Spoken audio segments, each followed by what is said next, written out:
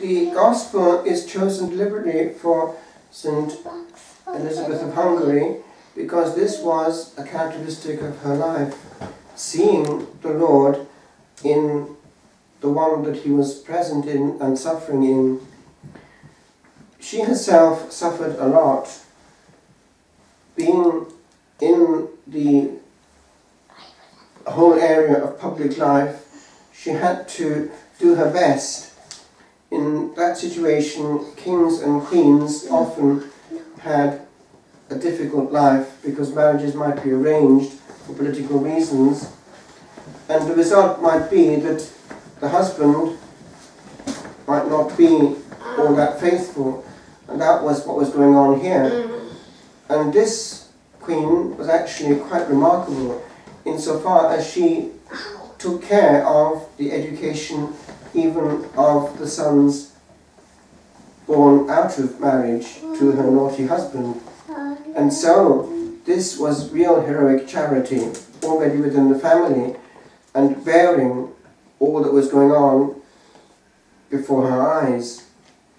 A lesson also perhaps to many a bride who is tempted nowadays very easily at the first fall of the husband to break up the marriage irreparably.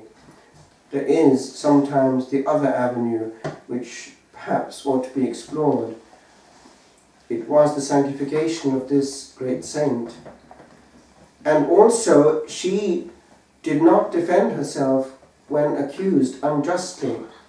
Eventually the truth did come out, and she was heroic also in avoiding conflict of a very dangerous sort within her kingdom because of rivalries. The husband died, and that left her free. She had always had a very deep interior life, and she hoped to become a Poor Clare after the death of her husband, but she was not accepted. She became, however, a tertiary Franciscan and built several places of prayer and help around, including the foundation of a Poor Clare monastery. And she had a place of abode next to it, and she lived an intense life of prayer. But she would serve those most wretched herself. One day, if I remember rightly, something strange happened. She, with a dear friend of hers, was coming back from serving these poor untouchables, and she was seen to be shining. Her friend looked at her and said, "Mother, shield your face, veil your face, you are shining like the sun." And all she could answer was, "We have truly seen Christ today." She had been, as it were, in ecstatic mode, feeling Christ in these poor suffering people. That actually is something we find close to our time in the recently canonized Mother Teresa, who instructed her nuns to treat the poorest of the poor, the untouchables there in Calcutta, with the same reverence and awesome respect that the priest handles the Blessed Sacrament with, because it is the same Lord there under a different form. Hence this choice of a gospel. The Lord is identifying himself with those who suffer most. Now, translated into a family, that may not have that dramatic element of someone in prison or someone terribly ill, but it may well have the simple person suffering of lack of attention or affection or gratitude. That might be a big one, especially in a growing family. Is it not true that we take things for granted? We take our next meal for granted. It'll be automatically prepared, but who prepared it?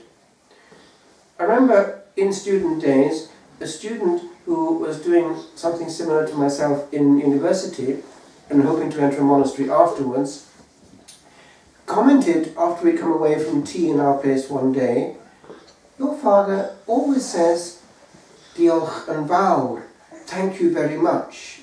when man gives him something to eat. And that had taken her aback.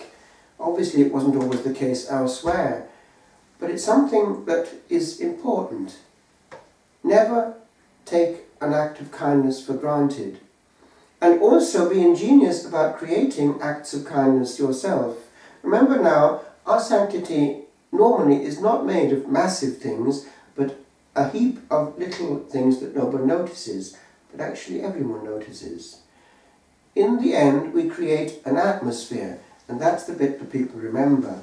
We give off vibes. Vibes is short for vibrations, and it's as though there were good vibrations coming out of us. A cloud. It can be heavy, stormy. It can be warm and healing. The choice is ours, and believe you me, it makes all the difference. Hôtelier, guest master. 'Tis said that angels came and angels went in human rags through these monastic inns. That Christ, made flesh again, was hither sent unto these hostels of dim origins. O ancient art of welcoming, be warm, as in the medieval night, where feet trudged o'er these heights in blizzard and through storm, to find a homely face, a place of heat. O charge obscure, yet cure to many pains, small bridge tween world and cloister, I thee take with hands outheld. For though naught hence retains my feet in this sweet cell, I well shall make of necessaries virtue for a while. For much old warmth wrapped wanderers with a smile.